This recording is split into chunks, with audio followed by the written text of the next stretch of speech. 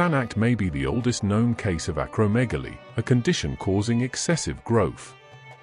The remains of Sa-Nakht, an ancient Egyptian pharaoh from around 2700 BC, suggest he might have had one of the earliest known instances of gigantism or acromegaly.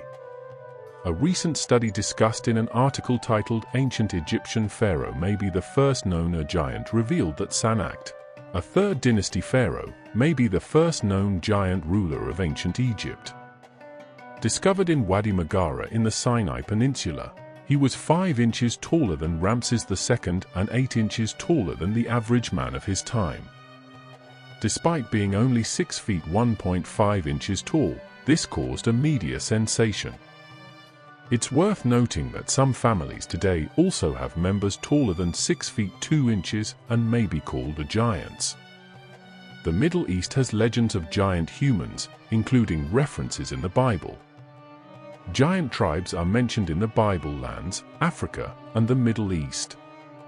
The identity of the Shaddai and their connection to giants remains a mystery, but could be referring to another name of the Shemsu-Hor, or the followers of Horus. It could also refer to Shad bin Ad, king of Ad, who was believed to be the king of the lost Arabian city of Iram of the Pillars, an account of which is mentioned in the Quran. He is sometimes referred to as a giant.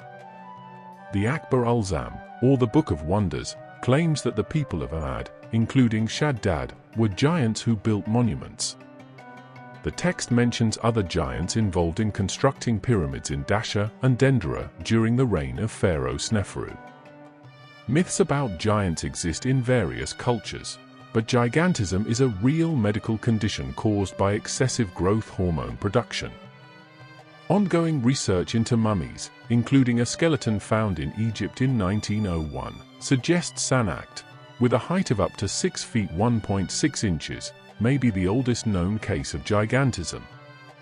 The study indicates that ancient Egyptian kings, like Sa-Nakht, were likely better fed and healthier than commoners, potentially contributing to their taller stature. The analysis of Sa-Nakht's remains revealed clear signs of gigantism, making him the oldest known case of this disorder among ancient Egyptian royals. Khafre-Khemui, also rendered Khose-Khemui, was the last pharaoh of the 2nd dynasty of Egypt. Little is known about him, other than that he led several significant military campaigns and built the mud brick fort known as Shunet el-Zabib. King Khafre-Khemui, also spelled Khafre-Khemui and Khasekhem, ca. 2690 BC, was the final ruler of the 2nd dynasty of Egypt based near Abydos and was involved in the construction of Hierakonpolis, the pre-dynastic capital. This is the same site where the previously mentioned gigantic knife was discovered. He was buried at the necropolis at el-Qab in what was once described as the earliest stone structure in Egypt. The large limestone tomb was not sophisticated in any way, and when Professor Robert Temple investigated the site in 2001, he was amazed that the quality of the construction was so primitive, especially compared to the step pyramid of Djoser at Saqqara, which has been dated to the start of the 3rd dynasty, just a few years later. Djoser was also thought to have buried Khafre-Khemui at this site before moving north to the area of Saqqara. Khafre-Khemui's skeleton was never found, suggesting it was looted long before the excavation. The 2nd dynasty king is unique in Egyptian history as having both the symbols of Horus and Set on his Serek. Some Egyptologists believe that this was an attempt to unify the two factions, but after his death Set was dropped from the Serek permanently. He was the earliest Egyptian king known to have built statues of himself. But the most startling thing about this pharaoh was the fact that he was something of a giant. Flinders Petrie, who first excavated the site, found evidence from the 3rd century BC that he was 5 cubits and 3 palms high, which would be about 8 English feet, 2.44 m, if the short cubit of 17.4 inches were used. In the most recent translation of Manetho it is said, he was 5 cubits and 3 palms, 8½ feet, tall. Manetho is believed to have been an Egyptian priest from Sebennytus who lived during the Ptolemaic era in the early 3rd century BC. And he wrote about this giant in Egyptiaca, or History of Egypt, a book written at the request of Ptolemy II Philadelphus. However, if we use the royal cubit, his height increases to 14 feet, 7 inches, 4.45 meters, tall. Considering he was a king, perhaps the royal's cubit should be considered. But this kind of stature is well out the normal range of humans, so although tantalizing and correlating with other accounts, the more conservative height range of 8 feet to 8 feet 6 inches, 2.44 to 2.6 meters, is much more likely. A statue of him is on display at the Ashmolean Museum in Oxford, but it does not give details about how tall he was. Pharaoh Sa-Nakht was said to have ruled for 48 years and united Upper and Lower Egypt during his reign. Perhaps he was feared, as a king of this stature must have been very influential and towered over his contemporaries and his enemies.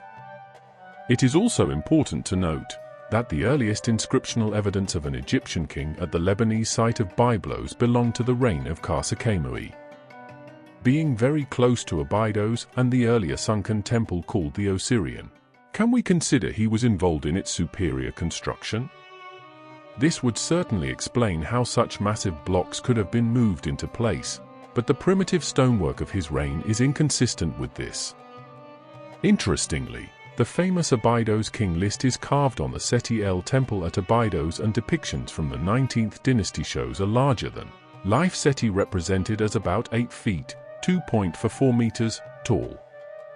In a strange twist, Sa-Nakht was omitted from the final list, as were certain other early notable kings, who were apparently considered illegitimate. Depiction of a giant at Saqqara. The Third Dynasty saw the Great Pyramid of Saqqara built with numerous other temples in the complex. Dosa, who buried the gigantic king Sa-Nakht, and may have been his son, was the ruler of Saqqara during its construction. Within the complex, a painting of a giant who clearly appears to have an elongated skull was photographed, with Egyptologist Zahi Horace examining it. He does not look too pleased. However, this could be a depiction of the skeletons that were excavated by Emery in the 1930s of individuals with bigger skulls and builds larger than the native population. Interestingly, the famous Abydos king list is carved on the Seti El temple at Abydos, and depictions from the 19th dynasty shows a larger than life Seti represented as about 8 feet, 2.44 meters, tall. In a strange twist, Sa-Nakht was omitted from the final list, as were certain other early notable kings, who were apparently considered illegitimate. In 1881, when Professor Timmerman was engaged in exploring the ruins of an ancient temple of Isis on the banks of the Nile, 16 miles below Najjar-Dejid, he opened a row of tombs in which some prehistoric race of giants had been buried. The smallest skeleton out of some 60-odd, which were examined during the time Timmerman was excavating at Najjar-Dejid, measured 7 feet and 8 inches in length, and the largest 11 feet 1 inch. Memorial tablets were discovered in great numbers, but there was no record that even hinted that they were in the memory of men of extraordinary size. It is believed that the tombs date back to the year 1043 BC. Don't forget to subscribe to my channel if you like my videos. Thank you for watching.